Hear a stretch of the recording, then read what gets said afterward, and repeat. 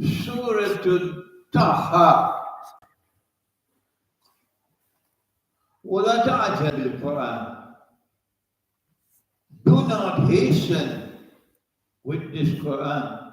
مِنْ قَبْلِ أَنْ يُقْضَى إِلَيْكَ وَحْيُهُ. Wait, O Muhammad alayhi salam. Wait until I have completed the wahi of this Quran. وَقُلْ رَبِّ زِدْنِي عِلْمًا. And make this dua. O Allah, kindly increase for me my knowledge. But it is not to ask for knowledge generally. No. وَقُلْ رَبِّ زِدْنِي عِلْمًا. Kindly increase for me my knowledge of this subject. When we get the knowledge of this subject, then we will know how to live with sacred time. So now, question. What is our Prophet doing that Allah should say to him, stop, don't be so fast with this Quran? What is it? The Quran came down in two ways. The first one is well known. Inna anzalnahu fi laylatil qadr, on the authority of Abdullah ibn Abbas radiyallahu ta'ala anhuma. The Prophet ﷺ said that the whole Quran came down on the night of Qadr, but it came to the Sama ad-Dunya. And from the Sama ad-Dunya, Jibreel ﷺ brought it down piece by piece over a period of 23 years. And when the Quran came down in this way, through wahi or revelation, it was instantly memorized. And so he had to wait for 23 years to memorize the whole Quran. But the Quran came down another way as well. شهر رمضان الذي أنزل فيه القرآن. That the whole Quran also came down in the month of Ramadan over a period of 1 month. 1 month completely, entier. What happened? How did the Quran come down in this second way over a period of 1 month? The Prophet, Allah's blessings be upon him, said, every night of Ramadan, Allah would recite a portion of the Quran to me. But he used the medium of the angel Jibreel, but he was doing the reciting. And he would recite the whole Quran in Ramadan. And this is the reason why we have Salatul Taraweeh. We have lost the heart of Salatul Taraweeh. When the Quran was recited every night of Ramadan by Allah subhanahu wa ta'ala, this was not wahi. This was recited for his ear. He is listening to it. When it is wahi, it is instantly memorized. But now when it is recited for his ears, it is not instantly memorized. And this is why we have two ayat of the Quran. One in Surah Al-Qiyamah and the second in Surah Al-Taha. We quoted for you Taha already. La ta'ajal bil Quran. Do not make haste with this Quran. Why is he making haste? And now Surah Al-Qiyamah, وَلَا تُحَرِّكْ بِهِ لِسَانَكَ لِتَعْجَلَ بِهِ. Stop what you're doing, Muhammad. alayhi salatu wasalam. Don't move your tongue so swiftly with this Quran. The reason why he is moving his tongue rapidly while Allah is reciting the Quran is because he is hearing Quran he's never heard before. It has not come as yet as wahi, and he wants to memorize it. So Allah says to him, لا تحرك به لسانك لتعجل به إنا علينا جمعه وقرآنه. Do not move your tongue so rapidly with this Quran to try to memorize it. We will bring all the parts of the Quran together as a whole, and we will recite it to you. Now listen, now listen, now listen.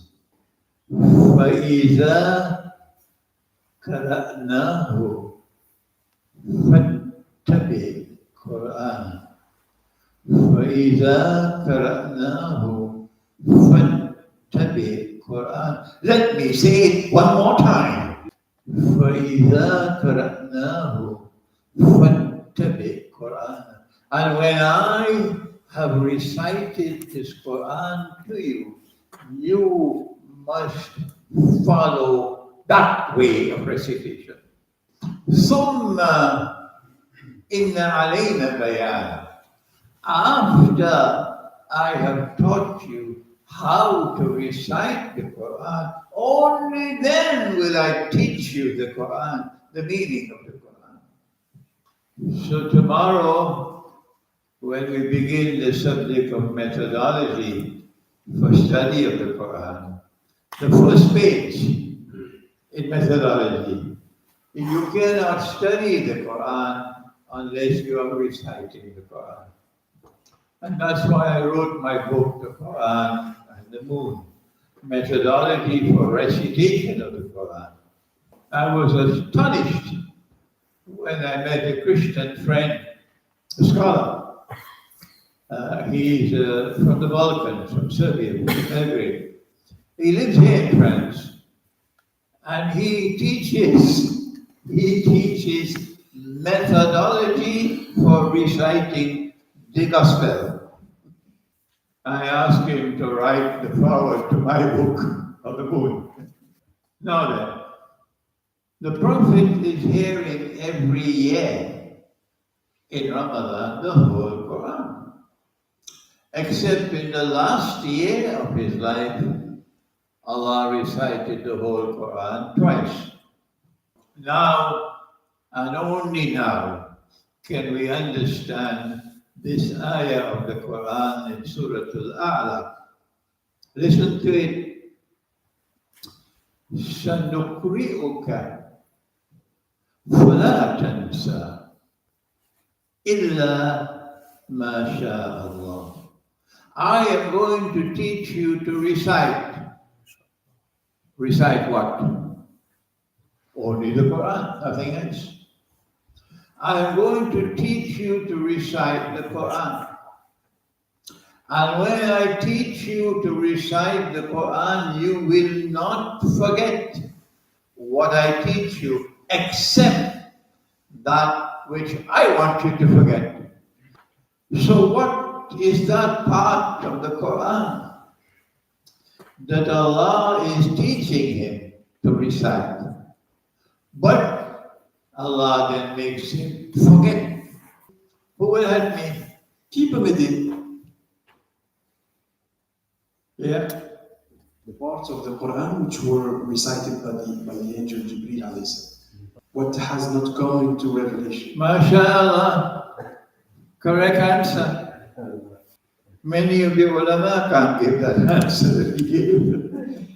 I am astonished. This is indeed Louis Santon. All that part of the Quran which has not as yet come down as wahi, and Allah has recited it in Ramadan, the Prophet ﷺ is made to forget it. So the next year he'll be hearing it as though for the first time. Now then comes the big question. If Allah has brought all the parts of the Quran together, and he now has to recite the Quran one part every night, he has to divide the Quran. The only division of the Quran that we know of, which has come down from above, is the division into surah, plural of surah. The first surah, Al-Fatiha. The second surah, Al-Baqarah. We do not know of any other division of the Quran which has come from above. Where is the proof? Where is the proof that Allah divided the Quran into surahs? And why did he do that? Come on, somebody help me. Allah says in the Quran that He divided the Quran for its recitation. Tell me where. And don't speak in French. Okay, somebody I else? don't remember. Quelqu'un d'autre? Yes? Surat Al-Isra. Yes, come on, give me the ayah. No, you're not doing it anymore. Anybody else? Quelqu'un d'autre? Peut-être chez les femmes. Hein. Yes? Maybe woman. I don't know. What is the ayah? Can you repeat? The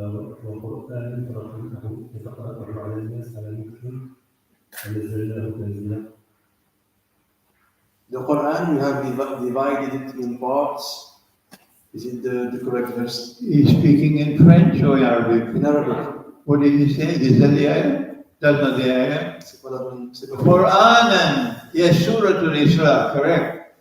Qur'anan. Faraknahu. Why? لِتَذْكُرَهُ عَلَى النَّاسِ عَلَى مُكْثٍ. We have divided this Quran into surahs.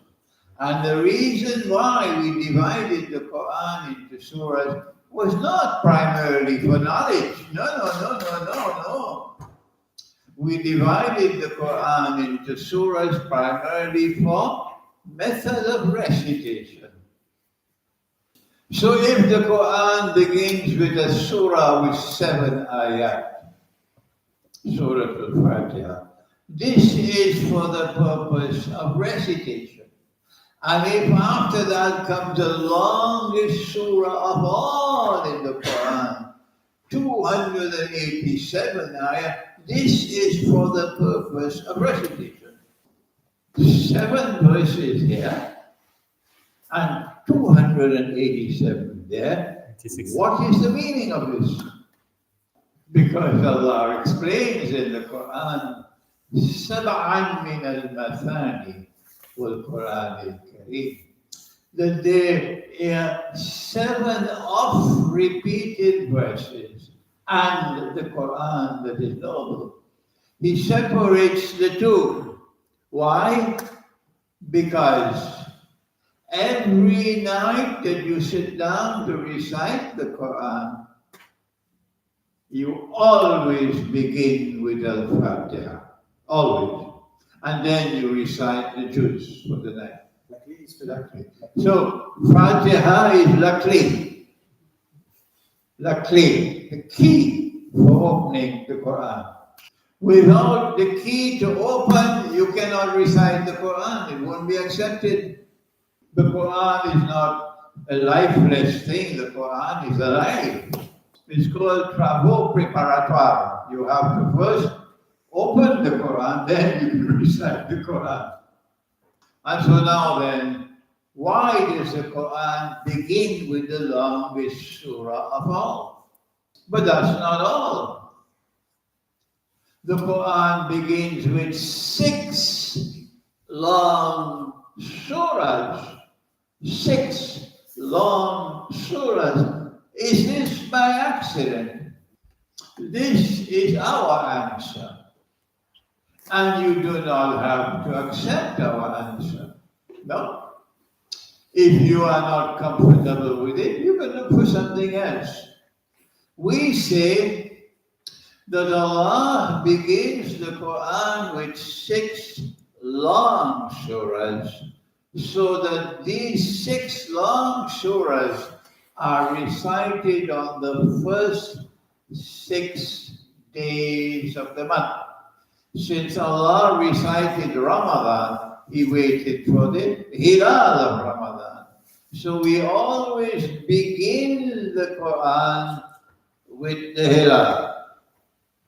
And then for the first 6 days of the month, we recite Al-Fatiha and the 6 long surahs. Then we come to the conclusion. If I am wrong, tell me what is right.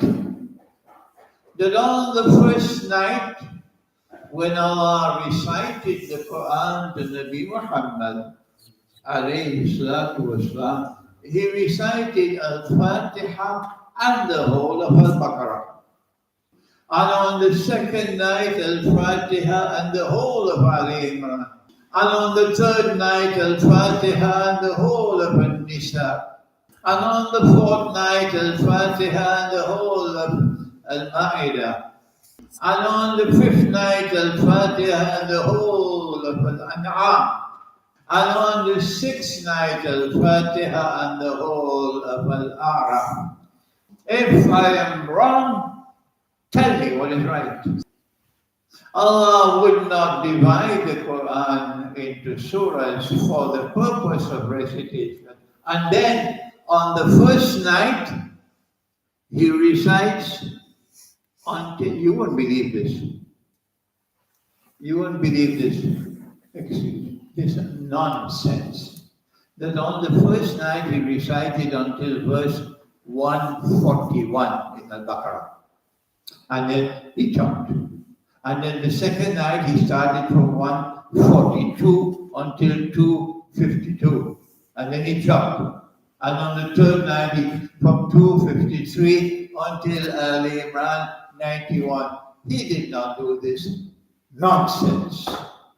So now we came to the conclusion that the reason why He gave us 6 long surahs to recite on the first 6 days of the month is because these 6 long surahs correspond to the 6 days of creation. And so while we are reciting the Quran on the first 6 days of every month, our hearts are being transported to cosmic time. But we still have a question to answer. Why is Al-Baqarah the longest of all? Who will help me? Keep a minute. Because in the beginning of the month, we have a lot of energy. Yes, that's a good answer. A good answer. When the moon is young, Allah wants us to be strong. And when the moon is old and we're tired, He gives us short surahs. But that is only part of the answer. What else is there? Why does the Quran begin with the longest surah of all? What connection is there with sacred time? Come on, somebody else. Because we don't know if the month will end on the 29th or the 13th day. Okay. So the bigger surat are in the All beginning. right, go ahead. Because the bigger surats are carrying the most important topics, Okay. and because Surat Al-Baqarah is a kind of a ruqya, that's Okay. I purifies. want to know the connection between the longest surah of all and the system of time. I want the sisters to answer me, but my wife must not answer. Go ahead. Any sister? Okay. Sacred time begins with absolute time. One day with Allah is like 50,000 years of your counting. So absolute time is the longest of all. And so Al-Baqarah is the longest one of all, not by accident. When we begin Al-Baqarah, we begin with absolute time. and we move to cosmic time. And now then, Allah knows best if this is correct. Only Allah knows. This is our view, and Allah knows best. Now then, if Allah began the Quran with 6 long surahs, how do we explain that on the 7th day of the month, He gives us a short surah, Al-Anfal, and the surah which comes after Al-Anfal is the only surah which does not have the Bismillahir Rahmanir Rahim. Is this by accident? But I also said Surah Al-Anfal is a short surah. So now then, who will help me? Why is Al-Anfal short? And why is the surah which comes after Al-Anfal so strange? No Bismillah. We have one here. Anybody else? 2, 3. Go ahead. Maybe it means that there is a continuous rhythm. It's not stopping there. Be close to the answer. Next one. Yeah. Because God created the heavens and the earth in 6 days, and then He rested on the 7th day. Okay. Yes. Maybe it's a means by which Allah protected the Quran for those who wanted to change it. Okay. Yes. Maybe it has something to do with the week, 7 days, and then we come back to the Okay. beginning. Yes. Maybe it's a way to show us that the time is changing to something else, to another dimension of time. Yeah, go ahead. He said, maybe it was done to commemorate the 6 days of creation. Yes, but the most important thing you're not telling me. Go ahead. Let me hear you. He said, maybe because the 2 short surahs must be recitated on the same day, so that's why they are short. And maybe because, like Allah gave to the Banu Israel the 6 days and then the Shabbat. Yes. All right, you're all coming close to my view. The reason why on the 7th day He gave us a short surah, Al-Anfal, followed by a Tawbah, which does not have Bismillahir Rahmanir Rahim, is to tell us that this is your juz, for the 7th day. For 6 days you were reciting 1 surah every day. But on the 7th day you will join these 2 surahs to comprise your juz for the 7th day. And in the process of joining these 2 surahs, this is how you commemorate the 6 days of creation. So this is the reason why a Tawbah does not have Bismillahir Rahmanir Rahim. Allah wants us to join these 2 surahs as our juz on the 7th day. That is why a Tawbah does not have Bismillahir Rahmanir Rahim. So when you're reciting the Quran on the 7th day, you are now commemorating the 6 days of creation. They had the law of the Sabbath. We don't have that law of the Sabbath. But Allah says in Surah Al-Baqarah, مَا نَنْسَخْ مِنْ آيَةٍ أَوْ نُنْسِيهَا نَأْتِي بِخَيْرٍ مِنْهَا أَوْ مِثْلِهَا. That I do not cause any law to be cancelled, abrogated, or forgotten, but that I replace it with that which is better or similar. So here is an instance of Naskh, that law is still valid for them, that they are not allowed to work on the day of the Sabbath. They can pray, they can rest, but they're not allowed to work. And that law, we don't have it. So Allah gave us something else in replacing that. This is what He gave us. I'm going to have to move swiftly now because of the late hour. But you can get the whole subject in my book, The Quran and the Moon. All my books are available on my website. About 12 have already been translated to French. And we are now about to establish a system. He doesn't know it, but he's going to be in charge of getting all my books translated to French. We have to get a system, a group of volunteers to help him. All my books for the last 20 years can be downloaded free of charge.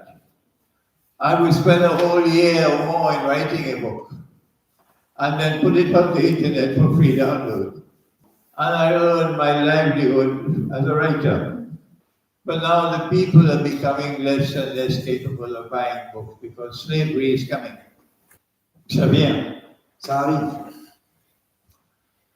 And so now what we do, we charge a very small fee for downloading the e-books. Maybe €2 for all the books, each one book. Yeah. And so now then, when the Prophet ﷺ was explaining what constitutes a month, he says, we are not illiterate people, we don't know how to read and write. And a month is comprised of this, and he raised his hands. And then he lowered his hand. And then he said this, and he lowered, and he said this.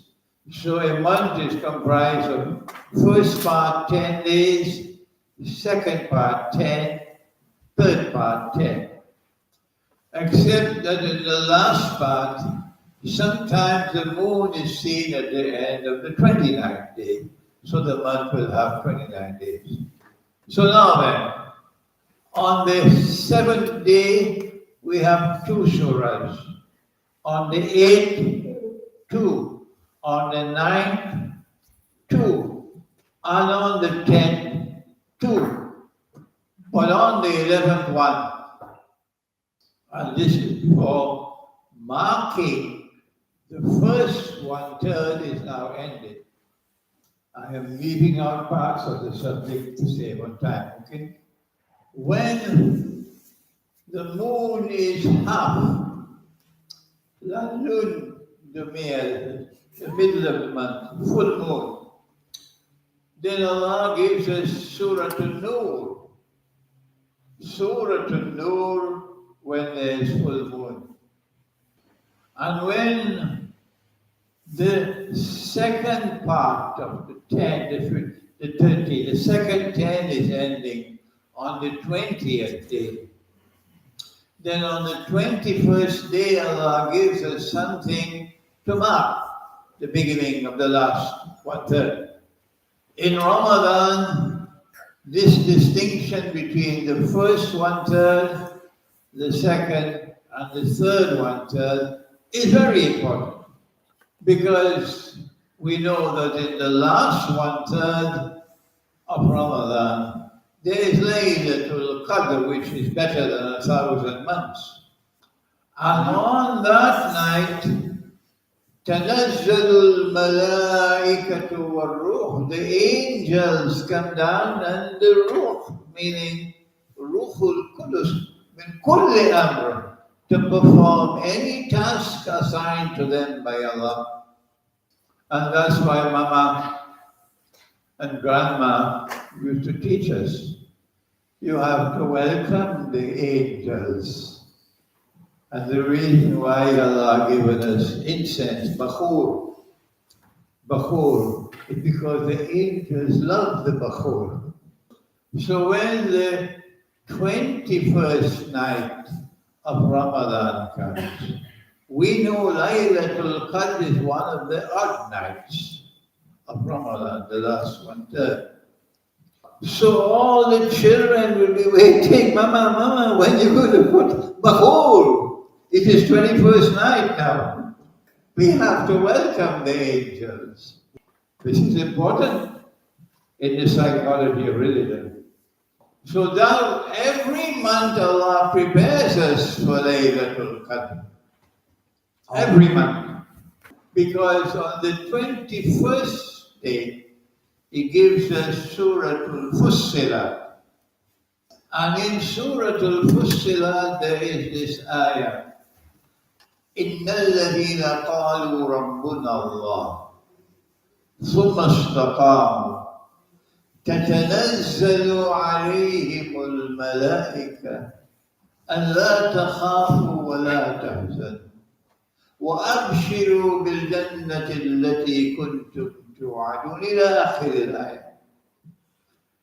And on the 21st day, Allah gives us this verse of Surah Al-Fussilat, that those who declare with their hearts, Rabbuna Allah, our Rabb is Allah, the angels come down upon them, that they should live a life in which there will be no cause for grief and no cause for fear.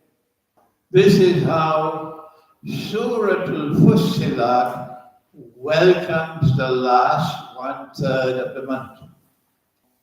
When the 23rd day of the month has come to an end, there is only 1 week left in the month. All through the month we've been looking at the moon. But now something strange happens in the sky. The evening sky and there is no moon. Is this by accident? No, this is not by accident. When the last portion of the month has come, the moon disappears from the evening sky, and instead of the moon we have the stars. So we have a Najm and Al-Qamar in a relationship with each other. A Najm and Al-Qamar. The sky is now with stars and the moon is gone. We see in the last week of the month the relationship between the star and the moon. That the sky is now filled with stars and the moon has disappeared from the evening sky. And now look at the Quran and you see Surah Al-Najm and next to it Surah Al-Qamar. In other words, the moon was there to teach you to recite the Quran. And now I give you the stars to teach you how to study the Quran. You do not study the Quran, this surah, that surah, that surah, that surah. Read that for Washington. You have to study the Quran the way you study the stars. Which surah? Quelle surah? Come on, somebody. Huh? Surah Al-Waqiyah. Who can recite the ayah? Come on, somebody. Yes? That's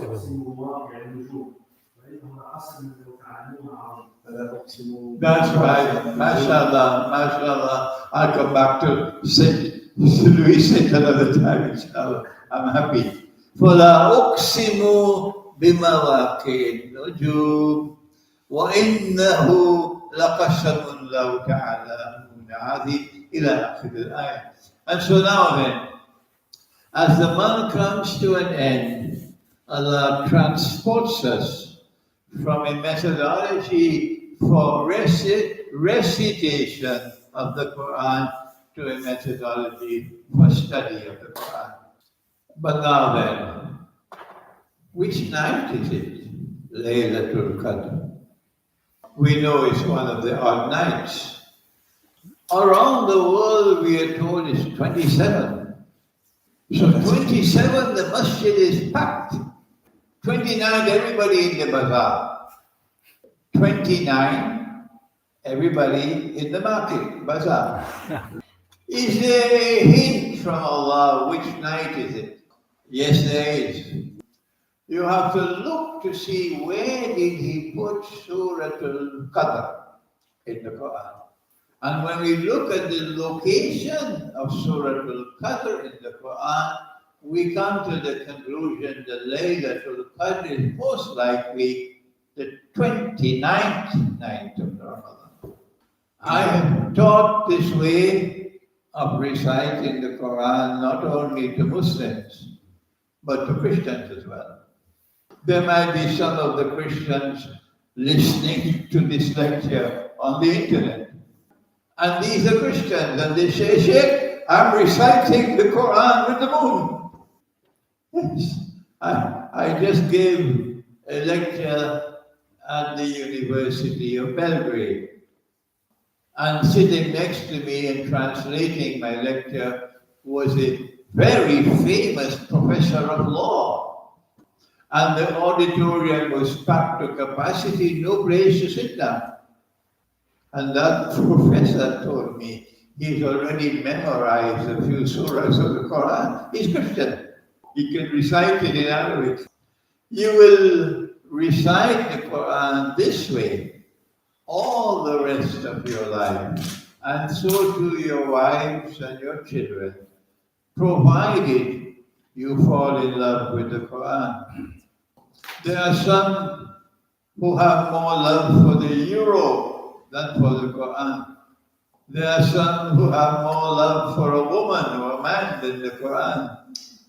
There are those who have power more than the Quran.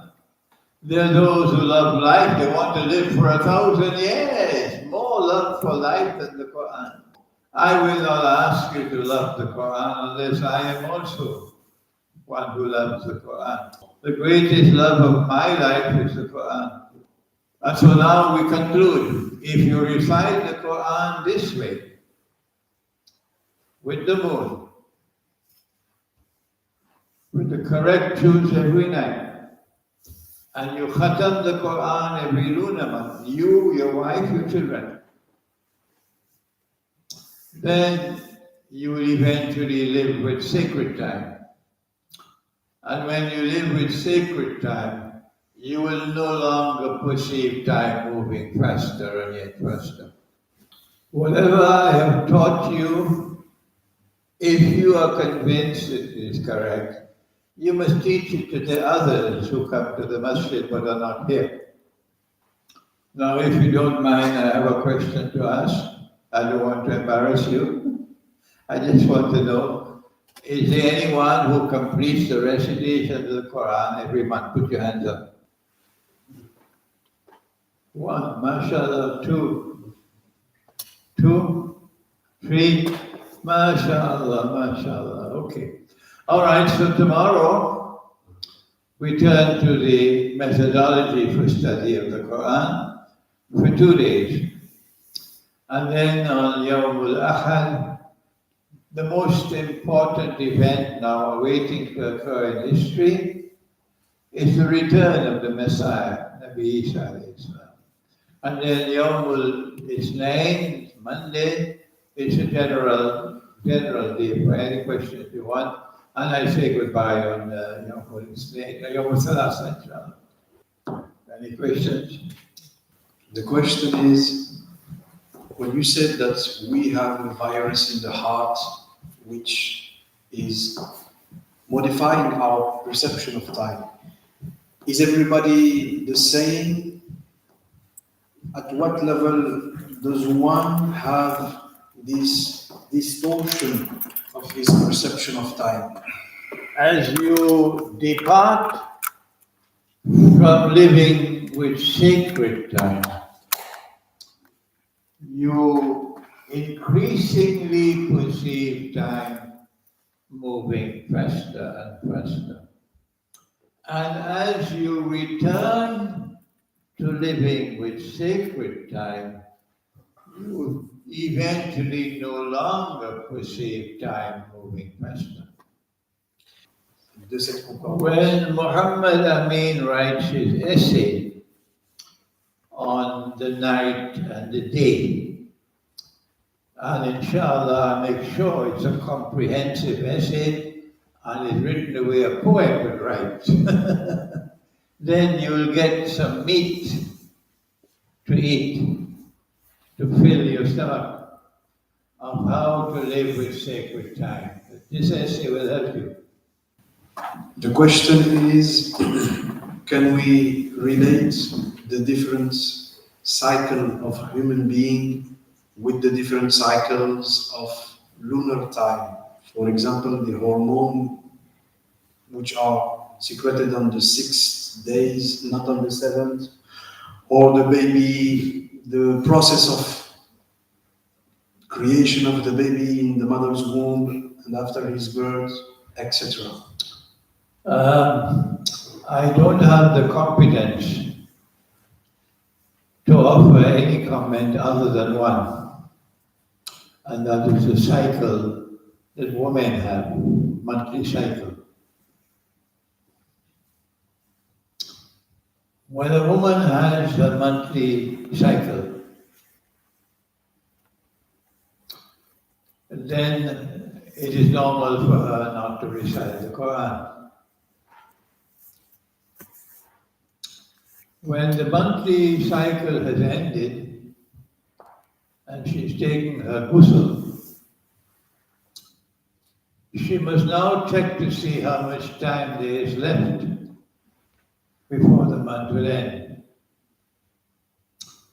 And if it is possible for her to increase the number of juz, ajza, that she recites every day, and complete the Quran by the end of the month, then she should do that. But women have 500,000 things to do, when men have only one. The life of a woman is very complex and very busy. Men have the easy life, women have the difficult life. So it is quite possible that she may not be able to complete the Quran, even when she tries to increase the amount of juz and stuff. In that case, what she will do is continue to recite the Quran in the new month until you khatam the Quran. There are two laws in reciting the Quran. The first, you must always begin the Quran with the moon, the new moon, the hilal. Number two, once you begin the Quran, you never stop until you khatam the Quran. You must first khatam the Quran before you can recommence. And so, she will continue to recite in the new month until she khatams the Quran. After that, she can recite from any part of the Quran she wishes until the new moon comes. And then she starts the Quran afresh. Okay, the first question is regarding the Antichrist, Dajjal. Does he have an impact in his efforts in multi dimensions? And is he working with Iblis or he is working alone? There is evidence in Surah Al-Kahf of the relationship between Dajjal and time. And that's how I began the lecture in the first session. When the rabbis asked the three questions, which only a prophet can answer, and Allah answered the questions, He always answered them first by repeating the question.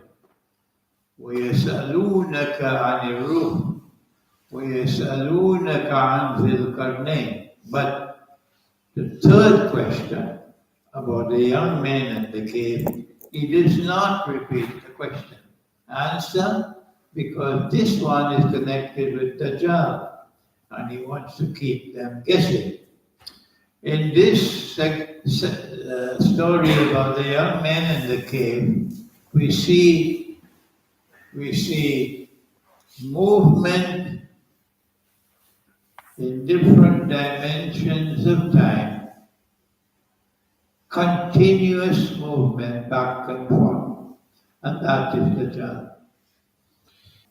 The reason why he does not repeat the question is because he knows that they're asking about Al-Masih al-Dajjal, and he wants to keep them guessing. Look at this one. Next question. He asked, second question, Dajjal, does he works with Iblis?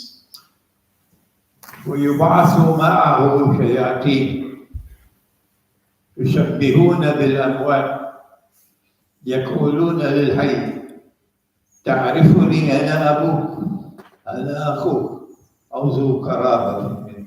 This is a prophecy of Prophet Muhammad ﷺ, that they will be raised with the shayateen, who will assume the appearance of people who died. Same voice, same face, everything. Don't you recognize me, son? I'm your papa. This is cloning. One question at a time, or One question at a time, please. I'm an old man. So the first question is, as a young student, how can I implement this concept of living with sacred time in my daily basis? Is it too difficult to have your dinner early and not to eat too much? Number one. Is it too difficult to go to sleep early, put away your phone, put away the internet, put away the chatting, the blah blah, and go to sleep early? Is that too difficult? Number three. Is it too difficult to get your deep sleep early and then your light sleep? And then in the last hour of the morning, you should not be sleeping. You should be waking. Get up, make your wudu, recite the Quran. That is the most important one. Reciting the Quran in the last hour of the morning. Then you have zikr, you have istighfar, you have salatul tahajjud and so on. And you climb the mountain. It's not men alone who must climb the mountain. Women must also climb the mountain. One sister attended the first lecture, and that sister wrote to me and gave me a synopsis and her views of the subject. And when I read that and I showed it to my wife, she said, send it to me, I want to read it. I said to that sister, you are a poet philosopher. I'm proud. So it's not only men who must climb the mountain, women as well. It's the mountain of knowledge, the intellectual mountain and the spiritual mountain. There are things in life which money cannot buy. There are things in life which money cannot buy. Climbing the mountain is one of them. I always try to recite my juz of the Quran in the last hour of the night, before Fajr. Sometimes I can't do it, sometimes, because for some reason or the other I go to sleep too late, and then it spoils my night when I go to sleep too late. So when I cannot finish the Quran before Fajr, then I do it immediately after Fajr. However, our Prophet, Allah's blessing be upon him, would not sleep at night unless he has completed his juz of the Quran. If you do not do it in the morning, before Fajr or after Fajr, Shaitan is going to make your day so busy that suddenly the night will come and you're tired and sleepy and you've not yet recited your juz of the Quran. Shaitan will do that to you. So my advice to you is make sure, having attended these lectures of mine, that you now change your way of life if you are living the wrong way. And make sure you recite your juz of the Quran every day, the correct juz, before Fajr, before Salatul Fajr. You can do it if you make the effort. Shaitan also gets a good laugh. He laughs his head off when he gets you to forget to recite your juz. Any more questions, or shall we? Oh, no, two more questions. Okay. The question is, Sheikh said that only a few people will be able to read the word kafir on the forehead of the Dajjal. What can we do to make sure that we will be among those? Apart from reading the Quran with the lunar time, what can we do more? You must have a backbone made of steel, not a backbone made of recycled paper. Don't ever say, I can't do that. Standing up for the truth. If I do that, they will say I'm a terrorist. If I do that, I might lose my job. If I do that, my business might collapse. If I do that, they put my name on a no-fly list. My job is more important than Allah. My freedom to live comfortably is more important than Allah. You'll never get nur in that heart. When you stand up to live for Allah, then like Malcolm X, you're prepared to die for Allah. Only those who live for Allah will be prepared to die for Allah. Such people who show courage, much less courage and integrity, they are the ones who will get nur in their hearts. I went to Albania. I've been to Albania 3-4 times already. But this time they said, no, you're not allowed. Why? If I change my profile of scholarship, then I'm not a threat to the government of Albania. The reason why they would not allow me into Albania is because my profile of a scholarship is a threat to them. You cannot get nur in your heart if you're committing zina. You cannot get nur in your heart if you have a woman in the dark, like a rat, secretly. None at all. If you're a man, you must bring her into the sunshine. Let her walk the road with dignity, not to keep her in the dark. If you have to get nur in your heart, then Allah's messenger prophesied. He said the time will come when one man will have to maintain 50 women. I am seeing the evidence that we are approaching that day. So you cannot say, I am not yet ready for marriage. No. Every woman has the right to a husband. No man has the right to a wife. Every man has the duty to marry. And when you marry her and you maintain her, you provide her food and clothing and shelter, you're protecting that woman from another life, which could be bad for her. The question is regarding Surah Al-Kahf, which is ought to be recitated on Yom Jumu'ah. How do we integrate it in the lunar recitation of the Quran? Sometimes, but not often, sometimes, your juz on the day of Jummah would be Surah Al-Isra and Surah Al-Kahf. So you will both be reciting Al-Kahf on the day of Jummah and at the same time reciting your juz. Other than that, at other times, the day of Jummah, you will have a different juz of the Quran. So you have to recite your juz of the Quran.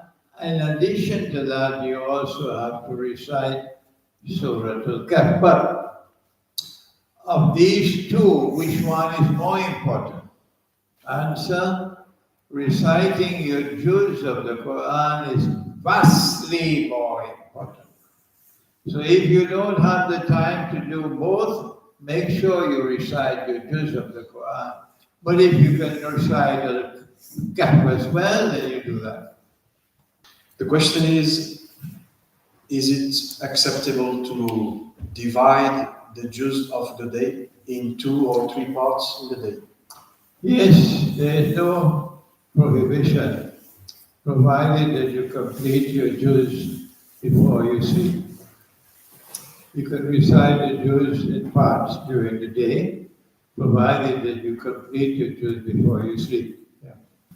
Any advice for those who are starting to learn Arabic, are not yet fluent to read Quran in Arabic, they're still reading in Yes. phonetics? When you recite for the first time, you may not be able to recite the whole Quran in 1 month. It may take 3, 4, 5 months. But when you finish, start again. When you finish, start again. And the more often you recite the whole Quran, the more familiarity you'll have with the words. And as you become familiar with the words, the recitation will become easier and easier. Allah says in the Quran, if you do not plant, you cannot reap. Tell me the ayah. If you do not plant, you cannot reap. Not you. Come on, somebody. وَلَيْسَ لِلْإِنسَانِ إِلَّا مَا سَعَى. The only one who can reap without planting is the banker. The bank. The rest of us, we have to plant if we want to reap. So if you want to reach that day when you can recite the Quran comfortably and khatam the Quran every month, if you're dreaming of that day, you got to work for it. You have to begin the Quran and don't stop until you finish it. And then start again and don't stop until you finish it. And when you become familiar with the words, then it becomes easier to recite the Quran and khatam the Quran every month. I was astonished, absolutely astonished. I couldn't believe it when I met Arabs who couldn't recite the Quran in Arabic. Yes, because they lost contact with the Quran. So may Allah bless all those who now make the effort. I have done my job and may Allah accept my effort. Now it's for you. May Allah bless all those now in whose hearts there is love for the Quran. And you demonstrate that love by ensuring that you recite the juz of the Quran every day. And get your wife to do it and get the children to do it. And when you try and you try and you try to get someone to recite the Quran and they don't want to do it, leave them alone. By the time your child reaches the age of 7, your child should be able to recite from any part of the Quran. By the time your child reaches the age of 10, that child should be reciting the correct juz of the Quran every morning before going to school, and khatam the Quran every month. That child is now protected. The Quran will protect that child all through his life. What is the perfect balance in between learning, memorizing new verses of the Quran and keeping the recitation so that we khatam every single month? The memorization of the Quran, to memorize the Quran is important, but the recitation of the Quran is the Sunnah of Allah and the Sunnah of Muhammad alayhi salatu wasalam. So do not sacrifice the recitation of the Quran. وَإِذَا قَرَأْنَاهُ فَاتَّبِعْ قُرْآنَ. This is the command. There is no command in the Quran to memorize the whole Quran. No. But there is a command in the Quran to recite the whole Quran the way Allah recited it. Okay. بسم الله الرحمن الرحيم والعصر إن الإنسان لفي خسر إلا الذين آمنوا وعملوا الصالحات وتواصوا بالحق وتواصوا بالصبر. سبحانك اللهم وبحمدك نشهد أن لا إله إلا أنت نستغفرك ونتوب إليك. سبحان ربك رب العزة عما يصفون وسلام على المرسلين والحمد لله رب العالمين. Ameen. Okay.